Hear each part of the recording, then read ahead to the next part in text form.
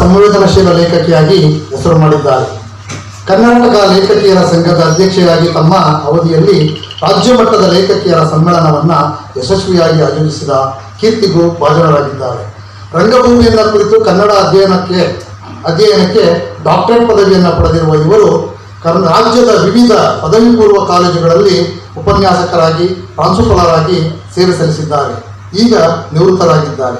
ಸಾಹಿತ್ಯ ಸಾಂಸ್ಕೃತಿಕ ಚಟುವಟಿಕೆಗಳಲ್ಲಿ ಸದಾ ಕ್ರಿಯಾಶೀಲರಾಗಿದ್ದಾರೆ.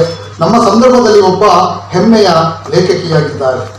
ಅಮೃತಮತಿಯ ಸ್ವಗತ, ಗಾಜುಗೊಳ, ಲೋಹದ ಕಣ್ಣು, ಸೋಲಾಬರಸ್ ಹುಡುಗರು ಮತ್ತು ಎಕ್ಕದ ಬೀಜ ಎಂಬ ಕವನ ಸಂಕಲನಗಳಿಂದ ಕನ್ನಡದ ಕಾವ್ಯ ಕ್ಷೇತ್ರದಲ್ಲಿ ಪ್ರಸಿದ್ಧರಾಗಿದ್ದಾರೆ.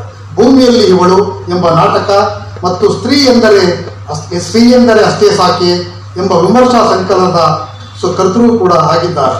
ಡಾಕ್ಟರ್ ಎಚ್ ಎಲ್ ಪುಷ್ಪ ಅವರ ಸಾಹಿತ್ಯ ಕೃತಿಗಳು ಅನೇಕ ಪ್ರಶಸ್ತಿಗಳನ್ನು ಪಡೆದಿವೆ.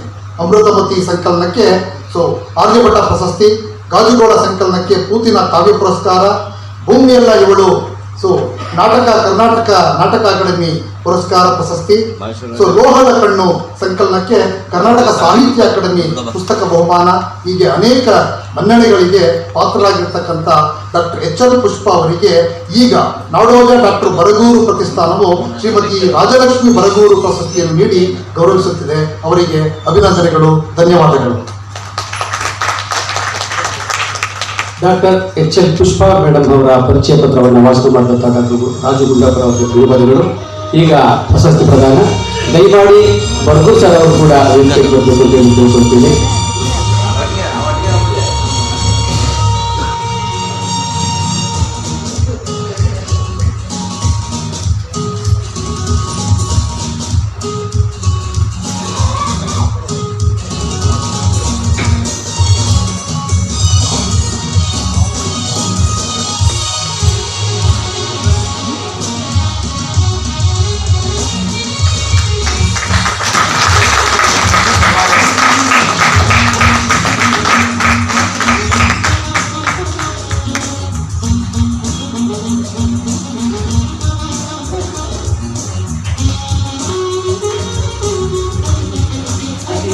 ಡಾಕ್ಟರ್ ಎಚ್ ಎಲ್ ಪುಷ್ಪ ಮೇಡಮ್ ಅವರಿಗೆ ಮತ್ತೊಮ್ಮೆ ತಮ್ಮೆಲ್ಲರ ಪರವಾಗಿ ಹಾಗೂ ನಾಡೋಜ ಡಾಕ್ಟರ್ ಬರಗೂರು ಪ್ರತಿಷ್ಠಾನದ ಪರವಾಗಿ ಹೃತ್ಪೂರ್ವಕವಾದಂತಹ ಅಭಿನಂದನೆಗಳನ್ನು ಅರ್ಪಿಸ್ತೀನಿ.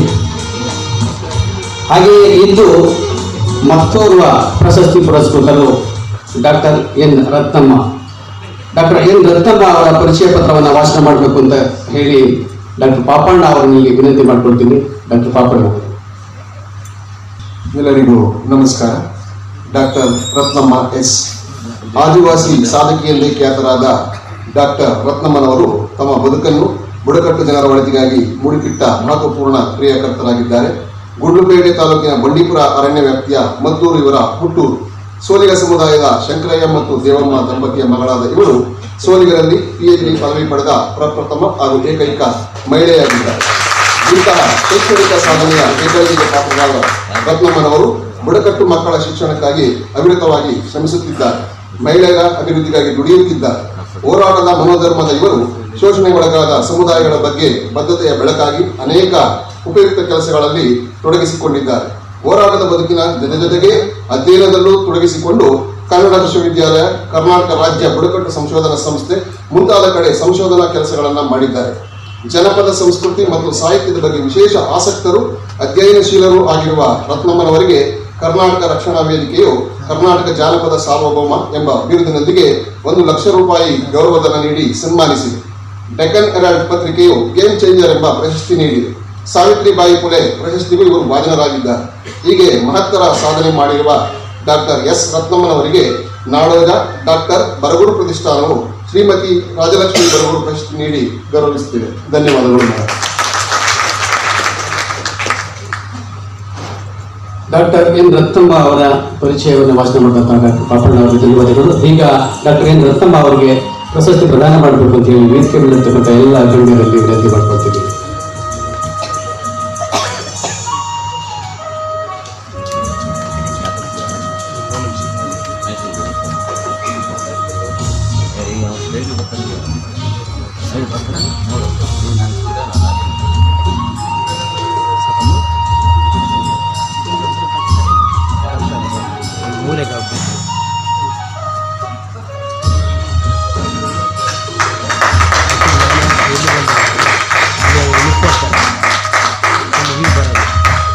ಪ್ರಶಸ್ತಿ ಪ್ರದಾನ ಮಾಡಿದಂತಹ ಎಲ್ಲ ಗಣ್ಯಮಾನ್ಯರಿಗೆ ಹೃತ್ಪೂರ್ವವಾದಂತಹ ಧನ್ಯವಾದಗಳು.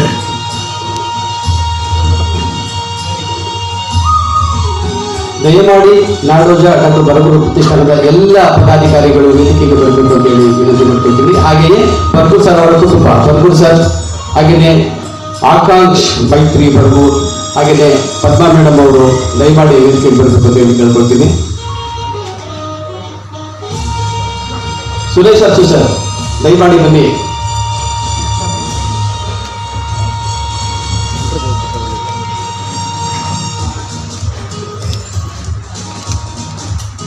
ಖಾಲಿ ಆಯ್ತಾ ಮತ್ತೆ ಬರ್ತಾರೆ.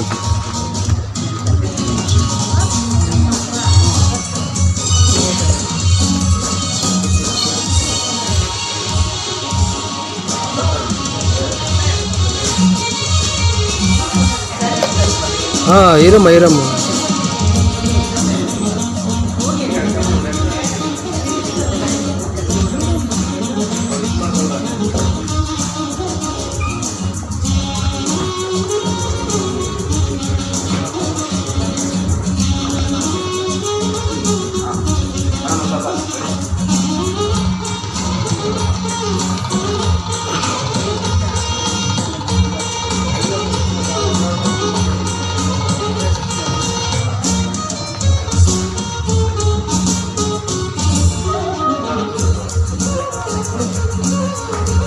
ನಾಡೋಜ ಡಾಕ್ಟರ್ ಬರಗೂರು ಪ್ರತಿಷ್ಠಾನವನ್ನು ಬರಮಾಡುವಂತಹ ಶ್ರೀಮತಿ ರಾಜಲಕ್ಷ್ಮಿ ಬರಗೂರು ಮೇಡಮ್ ಅವರ ಪ್ರಶಸ್ತಿಯನ್ನು ಸ್ವೀಕರಿಸಿದಂತಹ ಡಾಕ್ಟರ್ ಎಚ್.ಎಲ್. ಪುಷ್ಪ ಮೇಡಮ್ ಅವರಿಗೆ ಹಾಗೂ ಡಾಕ್ಟರ್ ಎನ್. ರತ್ನಮ್ಮ ಅವರಿಗೆ ಹೃತ್ಪೂರ್ವಕವಾದಂತಹ ಅಭಿನಂದನೆಗಳು.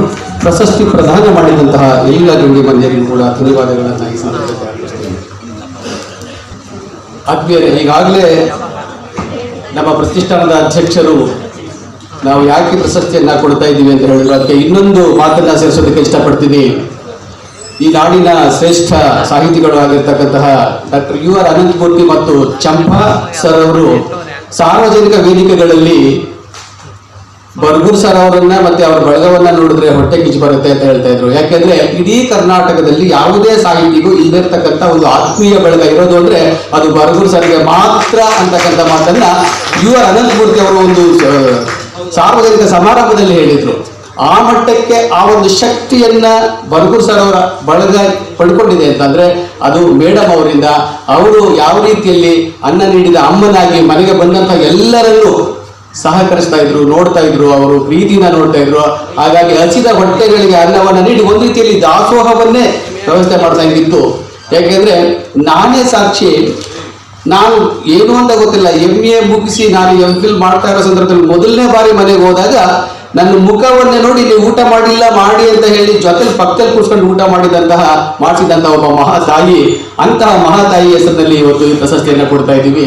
ಹಾಗಾಗಿ ಈ ಸಮಾರಂಭಕ್ಕೆ ತಮ್ಮೆಲ್ಲರನ್ನು ಮತ್ತೊಮ್ಮೆ ನಾನು ಪ್ರೀತಿಪೂರ್ವಕವಾಗಿ ಸ್ವಾಗತಿಸ್ತಾ, ಈ ಸಮಾರಂಭಕ್ಕೆ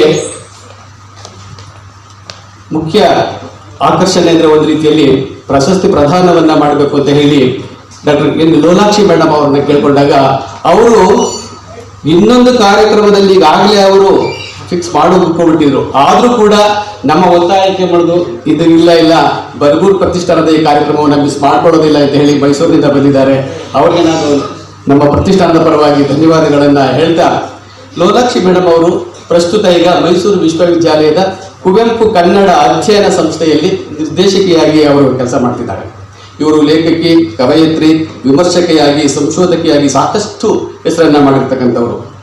ಹಾಗಾಗಿ ಇವರು ಮೈಸೂರಿನಲ್ಲಿಯೇ MA ಮುಗಿಸಿ ಆನಂತರ ಮಂಗಳೂರಿನ ಮಂಗಳ ಗಂಗೋತ್ರಿಯಲ್ಲಿ ಸಹಾಯಕ ಪ್ರಾಧ್ಯಾಪಕಿಯಾಗಿ ಕೆಲಸವನ್ನ ಪ್ರಾರಂಭ ಮಾಡಿ ಆನಂತರದಲ್ಲಿ ಮೈಸೂರಿನ ಕನ್ನಡ ಅಧ್ಯಯನ ಸಂಸ್ಥೆಯಲ್ಲಿಯೇ ಪ್ರಾಧ್ಯಾಪಕರಾಗಿ ಈಗ ನಿರ್ದೇಶಕರಾಗಿ ಅವರು ಕೆಲಸ ಮಾಡ್ತಿದ್ದಾರೆ. ಇವರು ಹಲವಾರು ಸಾಹಿತ್ಯಿಕವಾಗಿರ್ತಕ್ಕಂತಹ ಕೆಲಸಗಳನ್ನ, ಸಾಧನೆಗಳನ್ನ ಮಾಡಿದ್ದಾರೆ. ಸುಮಾರು ಪುಸ್ತಕಗಳನ್ನ ಬರೆದಿದ್ದಾರೆ.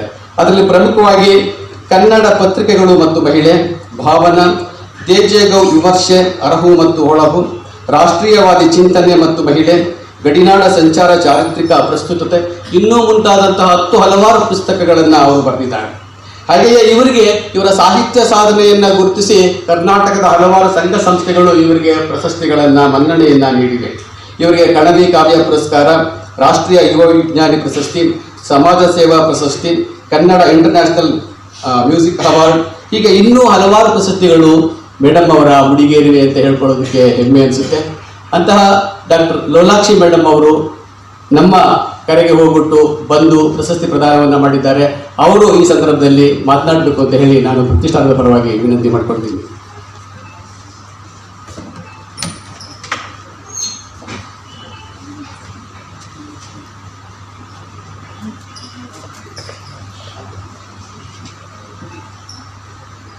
ಎಲ್ಲರಿಗೂ ನಮಸ್ತೆ.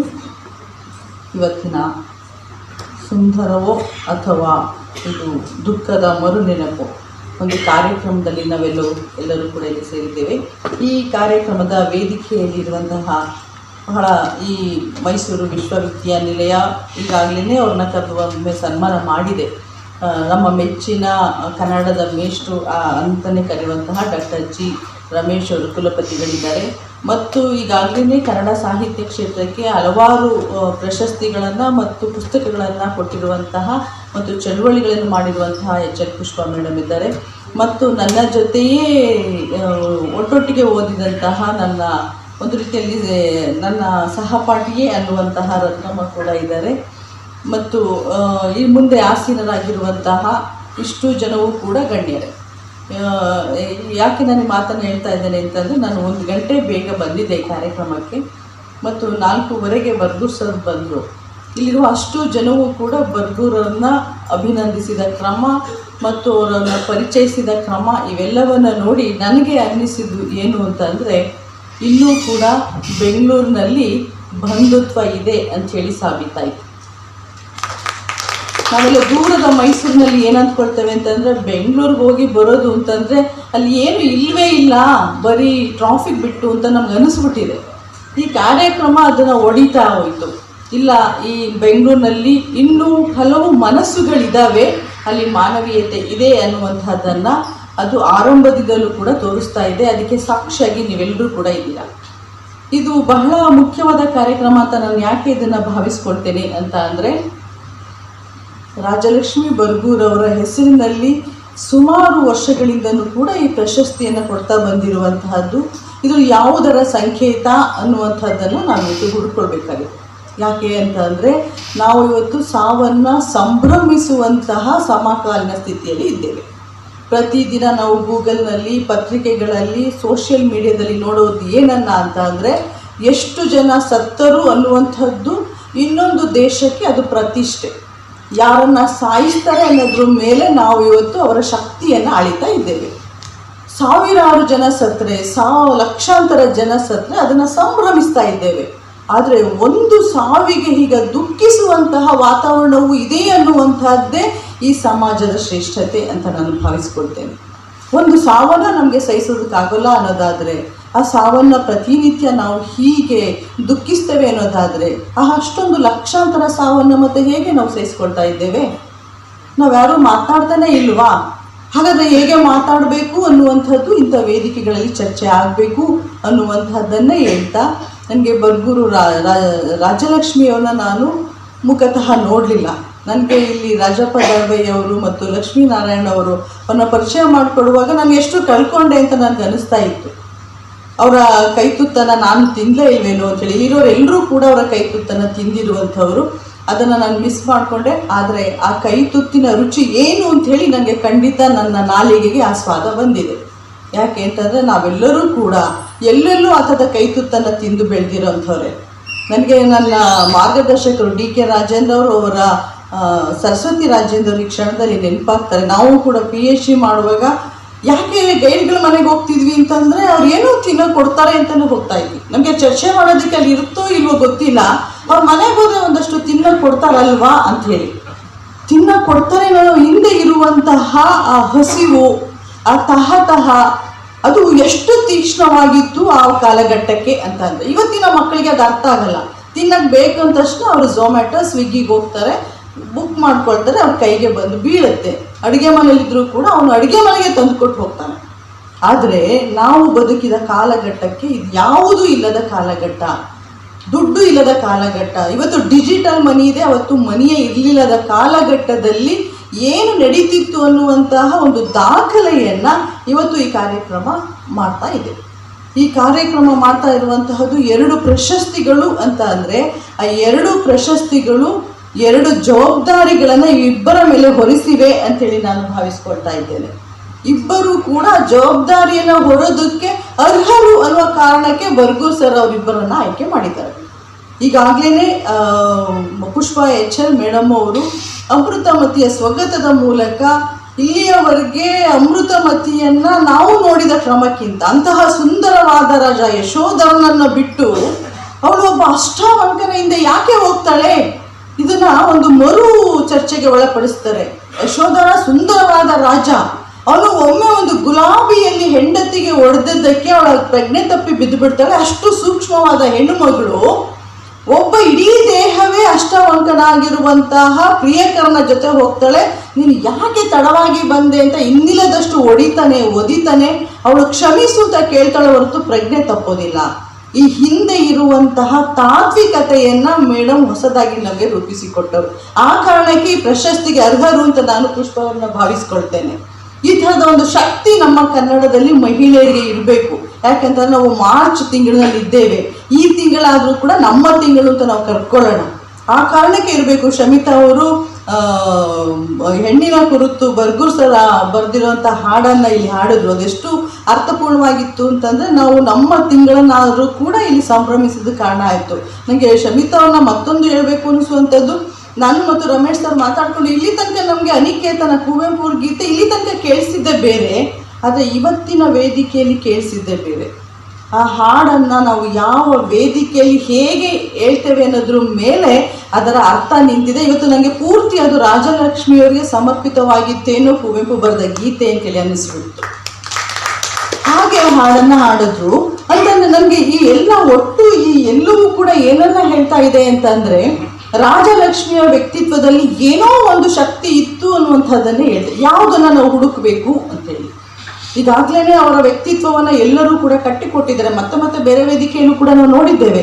ಹಾಗಾದರೆ ಯಾವುದನ್ನು ನಾವು ಇವತ್ತಿಗೆ ಪ್ರೆಸೆಂಟ್ ಅಂತ ಹೇಳಬೇಕು, ನಮ್ಮ ಇವತ್ತಿನ ಸಮಕಾಲೀನ ಸಂದರ್ಭಕ್ಕೆ ಯಾಕೆ ರಾಜಲಕ್ಷ್ಮಿ ಅತ್ಯಂತ ಮುಖ್ಯ ಅಂತ ಹೇಳಿದ್ರೆ ನಾನು 2 ಅಂಶಗಳನ್ನು ಗುರುತಿಸೋದಕ್ಕೆ ಇಷ್ಟಪಡ್ತಾ ಇದ್ದೇನೆ. ರಾಜಲಕ್ಷ್ಮಿಯ ಬದುಕು ಈಗಾಗಲೇ ಎಲ್ಲರೂ ಹೇಳಿರುವ ಹಾಗೆ ಈ ಸಮಾಜದ ಪ್ರತಿಷ್ಠಿತವಾದಂತಹ ವರ್ಗದಿಂದ ಬಂದಂಥ ಹೆಣ್ಣುಮಗಳು ಶಾನುಭೋಗರ ಮಗಳು ಒಬ್ಬ ದಲಿತ ಹುಡುಗನನ್ನು ಪ್ರೀತಿಸಿ ಮದುವೆಯಾಗ್ತಾಳೆ ಅಂತಂದರೆ ಅವತ್ತಿನ ಕಾಲಘಟ್ಟಕ್ಕೆ ಅದು ಸುಲಭದ ವಿಚಾರವೇ ಅಲ್ಲ. ಇವತ್ತು 21ನೇ ಶತಮಾನದಲ್ಲಿಯೂ ಕೂಡ ನಾವು ಮರ್ಯಾದೆ ಹತ್ಯೆ ಮಾಡ್ತೇವೆ. ಮೊನ್ನೆ ನೋಡಿ ಮಗಳು, ಅಪ್ಪ ನಾನು ಮದುವೆ ಆಗಿದ್ದೇನೆ, ನನ್ನ ಗಂಡ ಅವನು ಬಿಟ್ಬಿಡು ಅಂದ್ರೂ ಕೂಡ ಒಳಕ್ಕೆ ಕರ್ಕೊಂಡೋಗಿ ಅವಳನ್ನು ಕೊಲೆ ಮಾಡ್ತಾನೆ ಅಂತ ಅಂದರೆ ಅವತ್ತಿನ ಕಾಲಘಟ್ಟಕ್ಕೆ ಆ ಹೆಣ್ಮಗಳು ತೆಗೆದುಕೊಂಡ ನಿರ್ಧಾರ ಮತ್ತು ಈ ಗಂಡು ಮಗು ತೆಗೆದುಕೊಂಡ ನಿರ್ಧಾರ 2 ಇದಾವಲ್ಲ, ಇದು ಒಂದು ಸಮಾಜವನ್ನು ಎದುರಿಸುವಂತಹ ಒಂದು ದೊಡ್ಡದಾದ ಶಕ್ತಿಯನ್ನು ಅವತ್ತು ನಾವು ಕಾಣ್ತಾ ಇದ್ದೇವೆ. ನಮ್ಮಲ್ಲಿ ಜನಪದ ಕಾಲಘಟ್ಟದಲ್ಲಿ ಮಾರಿಯ ಕತೆ, ಮಾರಿ ಮದುವೆ ಆಗ್ಬಿಡ್ತಾಳೆ, ಗಂಡ ಬ್ರಾಹ್ಮಣ ಅಂತಾನೆ ಅನ್ಕೊಂಡಿರ್ತಾಳೆ, ಕೊನೆಗೆ ಗೊತ್ತಾಗುತ್ತೆ ಅವನು ದಲಿತ ಅಂಥೇಳಿ. ಅತ್ತೆ ಹೇಳ್ಬಿಡ್ತಾಳೆ, ಏನು ಅಡುಗೆ ಮಾಡಿದ್ರೆ ಏನವ ನಮ್ಮ ಕ್ವಾಣನ ನಾಲ್ಗೆ ಚಿಪ್ತಂಗೆ ಆಗಲಿಲ್ವಲ್ಲ ಅಂಥೇಳಿ ಆಗ ಅಟ್ಟಿಸ್ಕೊಂಡು ಹೋಗಿ ಮಾರಿ ಗಂಡನನ್ನು ಕೊಲ್ಲುವಂಥದ್ದು. 12ನೇ ಶತಮಾನದ ವಚನ ಕ್ರಾಂತಿ ಆದದ್ದು ಕೂಡ ಅಂತರ್ಜಾತೀಯ ವಿವಾಹಕ್ಕೆ. 21ನೇ ಶತಮಾನದಲ್ಲೂ ಮರ್ಯಾದೆ ಹತ್ಯೆ ಆಗ್ತಾ ಇರೋದು ಕೂಡ ಈ ಅಂತರ್ಜಾತೀಯ ವಿವಾಹಕ್ಕೆ. ನಮ್ಮ ಮಕ್ಕಳನ್ನೇ ನಾವೇ ಕೊಂದ್ಕೋತೇವೆ. ಕೊಲ್ಲೋದು ನಮ್ಗೆ ಸಮಸ್ಯೆನೇ ಆಗಿಲ್ಲ ನೋಡಿ. ಮಕ್ಕಳನ್ನು ಕೊಲ್ಲೋದು ಕೂಡ ಇಲ್ಲೊಂದು ಪೋಷಕರಿಗೆ ಒಂದು ಪ್ರತಿಷ್ಠೆಯೇ ಆಗಿದೆ. ಯಾಕಂದರೆ ಸಮಾಜದ ಮುಂದೆ ನಾನು ಅಂತರ್ಜಾತಿ ವಿವಾಹದ ನನ್ನ ಮಕ್ಕಳನ್ನು ಕೊಂದೆ ಎನ್ನುವಂಥ ಪ್ರತಿಷ್ಠೆಯನ್ನು ನಾವೆಲ್ಲರೂ ಕೂಡ ಒಪ್ಕೊಳ್ತಾನೆ ಇದ್ದೇವೆ. ಆದರೆ ಸುಮಾರು ಒಂದು 60-70 ವರ್ಷಗಳ ಹಿಂದೆ ಈ ಅಂತರ್ಜಾತಿ ವಿವಾಹವನ್ನು ಆಗ್ತಾರೆ. ಅಷ್ಟೇ ಅಲ್ಲ, ಅಂತರ್ಜಾತಿ ವಿವಾಹ ಅವ್ರಿಗೋಸ್ಕರ ಅದು ಅಂತ ಅನ್ನುವ ಸಂದರ್ಭದಲ್ಲೂ ಕೂಡ ಅಷ್ಟಕ್ಕೆ ಈ ಕುಟುಂಬ ನಿಲ್ಲಲ್ಲ. ಯಾರ್ಯಾರು ಬೆಂಗಳೂರಿನಲ್ಲಿ ಅಂತರ್ಜಾತಿ ವಿವಾಹ ಆಗ್ತಾರೋ ಅವರೆಲ್ಲರನ್ನೂ ಕೂಡ ಕರೆದು ಅವರೇ ಇಟ್ಕೊಂಡಿರೋದು 2 ಸಿಲ್ವರ್ ಪ್ಲೇಟು, ಒಂದು ಚಾಪೆ, ಒಂದು ಚಾಪೆ ಮತ್ತೊಂದು ಸೌಟನ್ನು ಇಟ್ಕೊಂಡು ಬಂದಂತಹ ಕುಟುಂಬ. ರಾಜಪ್ಪ ದಳವಾಯಿ ಹೇಳಿದಂಗೆ ಸಾರು ಅನ್ನವನ್ನು ರುಬ್ಬಿ ಕೊಟ್ಟಂಥ ಕುಟುಂಬ ಎಲ್ಲರನ್ನೂ ಕೂಡ ಮತ್ತೆ ಕರೆದು ಅವ್ರಿಗೆ ಹುರಿದುಂಬಿಸೋದಿದೆಯಲ್ಲ, ಇದು ನಿಜವಾದ ಚಳುವಳಿ ಅಂತ ನಾನು ಕರಿತೇನೆ. ಚಳುವಳಿ ಮಾಡೋದಕ್ಕೆ ಬೀದಿಯಲ್ಲಿ ಬಾವುಟ ಇಟ್ಕೊಂಡು ಅಥವಾ ಪುಸ್ತಕ ಬರ್ಕೊಂಡು ಓಡಾಡಬೇಕಾಗಿಲ್ಲ. ನಾವು ಮನೆ ಒಳಗೆ ಮಾಡಬಹುದಾದಂತಹ ಈ ಒಂದು ವೈಚಾರಿಕ ಕ್ರಾಂತಿ ಇದೆಯಲ್ಲ, ಅದನ್ನು ರಾಜಲಕ್ಷ್ಮಿ ಮಾಡಿದ್ರು. ಆ ಕಾರಣಕ್ಕೆ ರಾಜಲಕ್ಷ್ಮಿ ಇವತ್ತಿಗೂ ಕೂಡ ನಮಗೆ ಪ್ರಸ್ತುತ ಆಗ್ತಾರೆ. ಮತ್ತು ಅವರ ಈ ಹಂಚುಣ್ಣುವ ಗುಣ ಇದೆಯಲ್ಲ, ಇವತ್ತು ನಮಗೆ ಎಲ್ಲವೂ ಬೇಕು ಅಂತ ಹೇಳಿ, ಅಲ್ಲಿ ಅಷ್ಟೊಂದು ತೈಲ ನಿಕ್ಷೇಪಗಳಿದೆ ಅಂತಂದ್ರೆ ಅದು ನನ್ನದಾಗಬೇಕು. ಭಾರತದಲ್ಲಿ ಬೇಕಾದಷ್ಟು ಚಿನ್ನ ಇದೆ ಅಂತಂದ್ರೆ ಅದು ನನ್ನದಾಗಬೇಕು. ಭಾರತದಲ್ಲಿ ಮಸಾಲೆ ಪದಾರ್ಥಗಳು ಹೆಚ್ಚಾಗಿವೆ ಅಂತಂದ್ರೆ ಅದು ನನ್ನದಾಗಬೇಕು ಅನ್ನುವಂತಹ ಈ ಕೊಳ್ಳು ಬಾಕ ಸಂಸ್ಕೃತಿಯ ಒಳಗಡೆನೆ ನನ್ನಲ್ಲಿರುವಂತಹದ್ದನ್ನು ಕೂಡ ಇನ್ನೊಬ್ಬರಿಗೂ ಕೊಡಬೇಕು ಅನ್ನುವ ಹಂಚುವಂತಹ ಈ ಗುಣ, ಹಂಚುಣ್ಣುವ ಧರ್ಮವೇ ಅದು ಭಾರತೀಯ ಗುಣ, ಅದು ಕನ್ನಡ ಗುಣ, ಅದು ಬರಗೂರರ ಗುಣ. ಅದನ್ನು ರಾಜಲಕ್ಷ್ಮಿಯವರು ಅಕ್ಷರತಃ ಅದನ್ನು ಮಾಡಿ ತೋರಿಸಿದ್ರು. ಆ ಕಾರಣಕ್ಕೆ ಈ ಪ್ರಶಸ್ತಿ ಮತ್ತಷ್ಟು ಎಷ್ಟು ಕಾಲಗಳಿಗೂ ಕೂಡ ಇದು ಹೀಗೆ ಇರಬೇಕು. ಯಾಕೆಂತಂದರೆ ಅದು ಬರೀ ಪ್ರಶಸ್ತಿಗಳನ್ನು ಕೊಡ್ತಾ ಇಲ್ಲ, ಒಂದು ಸಂಸ್ಕೃತಿಯನ್ನು ಹಂಚ್ತಾ ಇದೆ. ಈ ಸಮಾಜಕ್ಕೆ ಒಂದು ಸಂಸ್ಕೃತಿಯನ್ನು ಹಂಚುವ ಕೆಲಸವನ್ನು ಈ ಪ್ರಶಸ್ತಿಯ ಮೂಲಕ ಮಾಡ್ತಾ ಇದ್ದಾರೆ ಅಂತ ಹೇಳಿ. ಇದು ನಾನು ಹೇಳಿದಾಗ ಇದೊಂದು ಸಂಭ್ರಮದ ಕ್ಷಣ ಖಂಡಿತ ಅಲ್ಲ. ಸಾವನ್ನು ಯಾರೂ ಕೂಡ ಯಾವತ್ತಿಗೂ ಕೂಡ ನಾವು ಸಂಭ್ರಮಿಸಕ್ಕೆ ಸಾಧ್ಯನೇ ಇಲ್ಲ.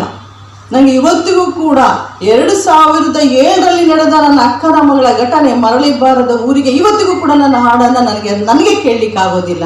ನಮಗೆ ಸಾವು ಎಷ್ಟು ತೀಕ್ಷ್ಣವಾಗಿರುತ್ತೆ ಅಂತಂದರೆ, ಆ ಸಾವನ್ನು ನಾವು ಹೀಗೆ ಸಮಾಜ ಸೇವೆಯ ಮೂಲಕವೇ ಅದನ್ನು ನಾವು ಶಮನ ಮಾಡಿಕೊಡ್ಬೇಕು. ಇಲ್ಲ ಅಂತಂದರೆ ನಾವು ಮತ್ತಷ್ಟು ಪಾಪ ಪ್ರಜ್ಞೆಗೆ ಹೋಗ್ಬಿಡ್ತೇವೆ. ನನಗೆ ಗೊತ್ತಿದೆ, ನಮ್ಮಲ್ಲಿ ಯಾವತ್ತು ಬಸವ ಅಧ್ಯಯನ ಪೀಠದಲ್ಲಿ ಸಂದರ್ಶಕ ಪ್ರಾಧ್ಯಾಪಕರಾಗಿ ಬರ್ಗೂರು ಸರ್ ಕೆಲಸ ಮಾಡ್ತಾ ಇದ್ರು. ಪಾಪ ತಿಂಗಳಾನುಗಟ್ಟಲೆ ಅವರು ಆಸ್ಪತ್ರೆಗೆ ಓಡಾಟವನ್ನು ಮಾಡ್ತಾ ಇದ್ದದನ್ನು ನಾವು ನೋಡ್ತಾನೆ ಇದ್ವಿ. ನಮಗೆ ಆಗ ಅಷ್ಟು ರಾಜಲಕ್ಷ್ಮಿಯವರ ಪರಿಚಯ ಇಲ್ಲದ ಕಾರಣದಿಂದಾಗಿ ಬರಲಿಕ್ಕೆ ಸಾಧ್ಯ ಆಗಿರಲಿಲ್ಲ. ಅಂತಂದರೆ ಇವತ್ತು ಎಷ್ಟೋ ಗಂಡಸರು ಹೆಂಡತಿ ಇದ್ದಾಗಲೇ ಬೇರೆ ಸಂಬಂಧವನ್ನು ಇಟ್ಕೊಳ್ಳುವ, ಸತ್ತ ಕೂಡಲೇ ಮತ್ತೊಂದು ಮರು ವಿವಾಹವಾಗುವಂತಹ ಸಂದರ್ಭದಲ್ಲಿ ಹೆಂಡತಿ ಹೆಸರಿಗೆ ಹೀಗೆ ಹೆಣ್ಣು ಮಕ್ಕಳನ್ನು ಕರೆದು ಸನ್ಮಾನಿಸೋದಿದೆಯಲ್ಲ, ಇದು ಸಮಾಜಕ್ಕೆ ಒಂದು ಆದರ್ಶ, ಒಂದು ಮಾದರಿ ಅಂತೇಳಿ ನಾನು ಹೇಳಲಿಕ್ಕೆ ಇಷ್ಟಪಡ್ತೀನಿ. ಮತ್ತು ರಾಜಲಕ್ಷ್ಮಿಯವ್ರನ್ನ ಇನ್ನೊಂದು ಅಂಶದಲ್ಲಿ ನನಗೆ ಕಟ್ಕೊಡ್ಬಹುದು ಅಂತ ಅಂದರೆ, ಅವರಲ್ಲಿ ಒಂದು ಬಂಡಾಯವೂ ಕೂಡ ಇತ್ತು. ಬರ್ಗೂರು ಮಾತ್ರ ಬಂಡಾಯ ಮಾಡಿದ್ದಲ್ಲ, ರಾಜಲಕ್ಷ್ಮಿಯವರು ಕೂಡ ಬಂಡಾಯಗಾರ್ತಿಯರು. ಅವರ ಊರಿನಲ್ಲಿ ದರಖಾಸ್ತು ಜಮೀನನ್ನು ಬಿಟ್ಕೊಡ್ಲಿಲ್ಲ ಅಂಥೇಳಿ ತಾವೇ ಸ್ವತಃ ಹೆಣ್ಮಕ್ಳ ಸಂಘಟನೆ ಕಟ್ಕೊಂಡು ಹೋಗ್ತಾರೆ. ಯಾವಾಗ ಅದನ್ನು ಮಾಡ್ಲಿಕ್ಕಾಗ್ಲಿಲ್ವೋ ತನ್ನ ತಂದೆಯಿಂದಲೇ ತನ್ನ ಸ್ವತಃ ಜಮೀನನ್ನು ದರಖಾಸ್ತು ಜಮೀನಿಗೆ ಬಿಟ್ಕೊಡ್ತಾರೆ. ಇಂತಹ ಹೆಣ್ಮಕ್ಳು ಎಲ್ಲಿದ್ದಾರೆ ಇವತ್ತು? ಮೋಸ್ಟ್ಲಿ ಅದು ಕೋಟಿಗಟ್ಟಲೆ ಬಾಳ್ತಾ ಇರೋ ಜಮೀನು ಅಂತ ಅನಿಸುತ್ತೆ. ಆ ತರಹದ ಒಂದು ಬದುಕನ್ನು ರಾಜಲಕ್ಷ್ಮಿಯವರು ಬದುಕಿದ್ರು. ನನಗನ್ಸುತ್ತೆ ಇವತ್ತು ನಮ್ಮ ಜೊತೆಗೆ ಇರಬೇಕಾಗಿತ್ತು, ಅವ್ರು ಇನ್ನೆಷ್ಟು ಸಾಧನೆಗಳನ್ನು ಮಾಡ್ತಾ ಇದ್ರು ಅಂಥೇಳಿ. ಅಂದರೆ ನಮಗೆ ಬೇಕಾದಷ್ಟು ಮಹಿಳೆಯರ ಸಾಧಕಿಯನ್ನು ನೋಡ್ತೇವೆ. ಆ ಸಾಲಿನಲ್ಲಿ ನನಗೆ ರಾಜಲಕ್ಷ್ಮಿಯವರು ಕೂಡ ಕರ್ನಾಟಕದ ಒಬ್ಬ ಮಹಿಳಾ ಸಾಧಕಿ ಅಂತೇಳಿ ನಾವು ಆ ಹೆಸರಿನಲ್ಲಿ ಸೇರಿಸ್ಕೊಳ್ಬಹುದಾದಂಥ ಒಂದು ಶ್ರೇಷ್ಠವಾದ ಹೆಸರು ಅನಿಸುತ್ತೆ. ಇದು ಎಷ್ಟೋ ಹೆಣ್ಮಕ್ಳಿಗೆ ಆದರ್ಶ ಆಗಬೇಕು. ಅವತ್ತಿನ ಕಾಲಘಟ್ಟಕ್ಕೆ ಈ ಥರದ ಒಂದು ಹೋರಾಟವನ್ನು, ಒಂದು ಸಾರ್ಥಕ ಬದುಕನ್ನು ಬದುಕಿದಂತಹ ಅವರನ್ನು ನಾವು ಇವತ್ತು ಆದರ್ಶವಾಗಿ ಇಟ್ಕೊಳ್ಬೇಕು. ಇವತ್ತು ನಾವೆಲ್ಲ ಯಾವ ಸ್ಥಿತಿಯಲ್ಲಿ ಇದ್ದೇವೆ ಅಂತಂದರೆ, ಮನೆಗೆ ನೀರು ಕೇಳಲಿಕ್ಕೆ ಬಂದರೂ ಕೂಡ ನಮಗೆ ಬಾಗಿಲು ತೆಗೆಯುವ ಸ್ಥಿತಿಯಲ್ಲಿ ನಾವಿಲ್ಲ. ಎಷ್ಟೋ ಸಲ ಗಾಡಿಯಲ್ಲಿ ಹೋಗ್ತಿರ್ತೇವೆ, ವೆಹಿಕಲಲ್ಲಿ ಹೋಗ್ತಿರ್ತೇವೆ, ಯಾರೋ ಕೈ ತೋರಿಸ್ತಾರೆ, ನಿಲ್ಲಿಸಿ ಹತ್ತಿಸ್ಕೊಳ್ಬೇಕು ಅಂತೇಳಿ ಮನಸ್ಸನ್ನು ಅಂದ್ರೂ ಕೂಡ ನಿಲ್ಲಿಸಿ ಹತ್ತಿಸ್ಕೊಳಕ್ಕೆ ಆಗ್ತಾ ಇಲ್ಲ. ಯಾಕೆ ಅಂತಂದರೆ ನಮಗೆ ಮನುಷ್ಯರನ್ನೇ ನಂಬುವ ಸ್ಥಿತಿಯಲ್ಲಿ ಇಲ್ಲ ನಾವು. ಅವರು ನಿಜವಾಗಿಯೂ ಲಿಫ್ಟ್ ಕೇಳ್ತಾ ಇದ್ದಾರಾ ಅಥವಾ ನಮ್ಮನ್ನು ಅಟ್ಯಾಕ್ ಮಾಡೋದಕ್ಕೆ ಬರ್ತಾ ಇದ್ದಾರಾ? ನಿಜವಾಗಿಯೂ ನೀರು ಕೇಳ್ತಾ ಇದ್ದಾನಾ ಅಥವಾ ಅವನು ಒಳಗಡೆ ಬಂದು ನಮ್ಮನ್ನು ಏನೋ ಮಾಡೋದಕ್ಕೆ ಪ್ರಯತ್ನ ಪಡ್ತಾ ಇದ್ದಾನೆ? ಈ ಗೊಂದಲದಲ್ಲೇ ಇದ್ದೇವೆ. ಯಾಕಂದರೆ ಇದು ಅನುಭವಗಳು ಕೂಡ ನಮಗೆ ಆಗಿವೆ. ಯಾರೋ ಅಯ್ಯೋ ಪಾಪ ಅಂದ ಕೂಡಲೇ ಅವರು ನಮಗೆ ಚೂರಿ ಹಾಕುವಂಥ ಘಟನೆಗಳು ದಿನ ನಡೀತಾ ಇರುವಾಗ ಸಮಾಜ ದಾರಿ ತಪ್ತಾ ಇದೆಯಾ ಅಥವಾ ನಾವು ತಪ್ಪಿಸ್ತಾ ಇದ್ದೇವಾ ಅನ್ನುವಂತಹ ಒಂದು ಚಿಂತನೆ ಇವತ್ತು ನಮ್ಮ ನಡುವೆ ಆಗಬೇಕಾಗಿದೆ. ಮನುಷ್ಯ ಸಂಬಂಧಗಳನ್ನು, ಈ ಮಾನವೀಯತೆಯನ್ನು, ಇದನ್ನು ಹೇಗೆ ನಾವು ಮತ್ತೆ ಕಟ್ಟುವಂಥದ್ದು, ಹೇಗೆ ಉಳಿಸ್ಕೊಳ್ಳುವಂಥದ್ದು, ನಾವು ಹೇಗೆ ಸಂಬಂಧಗಳನ್ನು, ಈ ಬಂಧುತ್ವಗಳನ್ನು, ಈ ಬಾಂಧವ್ಯಗಳನ್ನು ಹಸಿಯಾಗಿ ಇಟ್ಕೊಳ್ಳುವಂಥದ್ದು.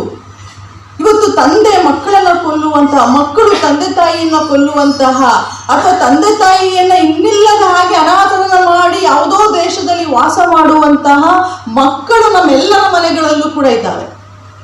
ಇವತ್ತು ಎಲ್ಲ ತಂದೆ ತಾಯಿಯಂದಿರು ಅನಾಥರೇ. ಯಾಕೆ ಅಂತಂದರೆ ನಾವೇ ತಪ್ಪು ಮಾಡುವಂಥದ್ದು, ನಮ್ಮ ಮಕ್ಕಳು ನಮಗಿಂತ ಶ್ರೇಷ್ಠರಾಗಬೇಕು ಅಂತೇಳಿ ಏನೇನೇನೆಲ್ಲ ಓದಿಸ್ತೇವೆ.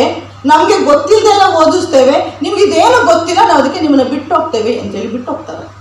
ನಾವೇ ಮಾಡ್ತಾ ಇರುವಂಥ ತಪ್ಪಿಗೆ ನಾವೇ ಇವತ್ತು ಉರುಳಾಕೊಳ್ಳೋ ಸ್ಥಿತಿಯಲ್ಲಿದ್ದೇವೆ.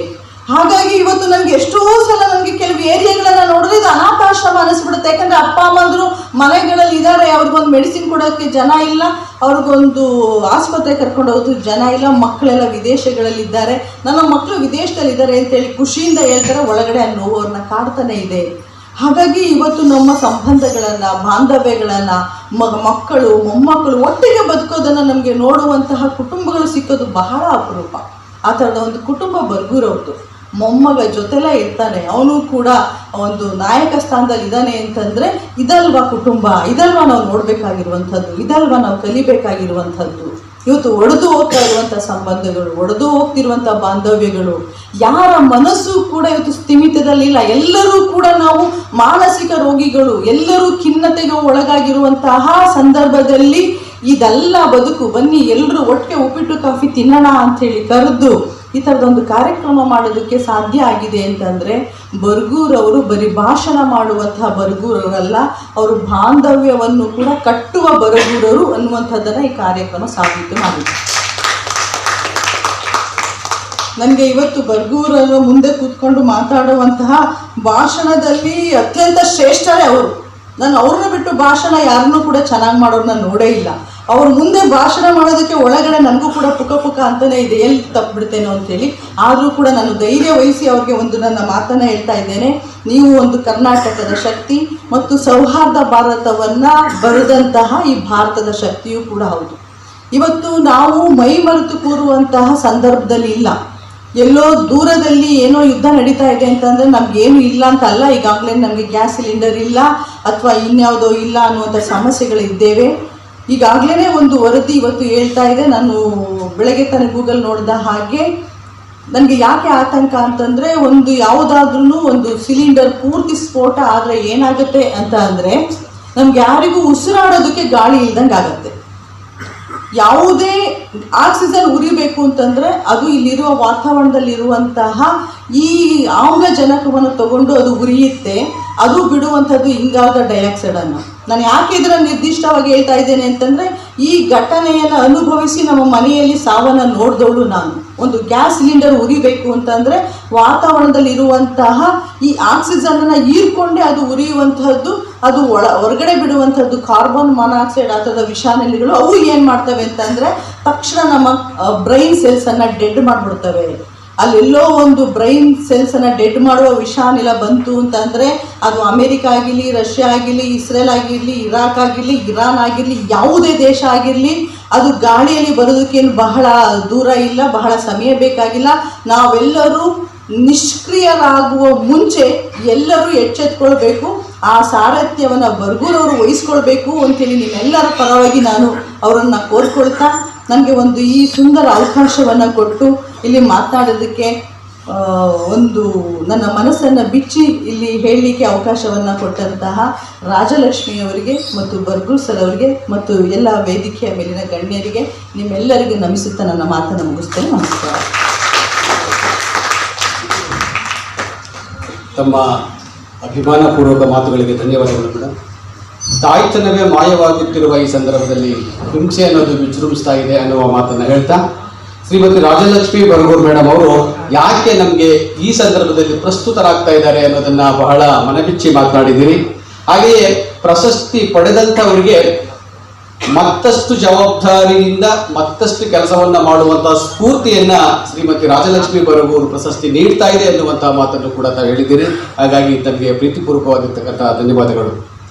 ಆದ್ಮೇಲೆ ನಾವು ಪ್ರತಿ ವರ್ಷ ನಾಡೋಜ ಡಾಕ್ಟರ್ ಬರ್ಗೂರು ಪ್ರತಿಷ್ಠಾನ ಈಗಾಗಲೇ ನಮ್ಮ ಅಧ್ಯಕ್ಷರು ಹೇಳಿದಾಗೆ 2 ಪ್ರಶಸ್ತಿಗಳನ್ನು ನೀಡ್ತಾ ಬರ್ತಾ ಇದೆ. ಪ್ರತಿ ವರ್ಷ ಅಕ್ಟೋಬರ್ನಲ್ಲಿ ನಾಡೋಜ ಬರ್ಗೂರ್ ಸರ್ ಅವರ ಹೆಸರಿನಲ್ಲಿ ಸಾಹಿತ್ಯ ಮತ್ತು ಸಿನಿಮಾದಲ್ಲಿ ಸಾಧನೆ ಮಾಡಿದಂಥವ್ರಿಗೆ ಪ್ರಶಸ್ತಿಯನ್ನು ಕೊಡ್ತಾ ಬರ್ತಾ ಇದೆ. ಹಾಗೆಯೇ ಮಾರ್ಚ್ 12ರಂದು, ನಾವು ಯಾಕೆ ಮಾರ್ಚ್ 12ರಂದೇ ಕೊಡ್ತಾ ಇದ್ದೀವಿ ಅಂದರೆ ಶ್ರೀಮತಿ ರಾಜಲಕ್ಷ್ಮಿ ಮೇಡಮ್ ಅವರು ಹುಟ್ಟಿದ ದಿನ. ಹಾಗಾಗಿ ಅದು ಯಾವತ್ತೇ ಬರಲಿ ನಾವು ಮಾರ್ಚ್ 12ರಂದೇ ಈ ಪ್ರಶಸ್ತಿಯನ್ನು ಕೊಡ್ತಾ ಬರ್ತಾ ಇದ್ದೀವಿ ಅನ್ನೋ ಒಂದು ಮಾಹಿತಿಯನ್ನು ತಮಗೆ ನೀಡಿದ. ಈಗ ಈ ವೇದಿಕೆಯಲ್ಲಿ ರಾಜಲಕ್ಷ್ಮಿ ಮೇಡಮ್ ಅವರ ಜೊತೆ ಡಾಕ್ಟರ್ HL ಪುಷ್ಪಾ ಮೇಡಮ್ ಅವರು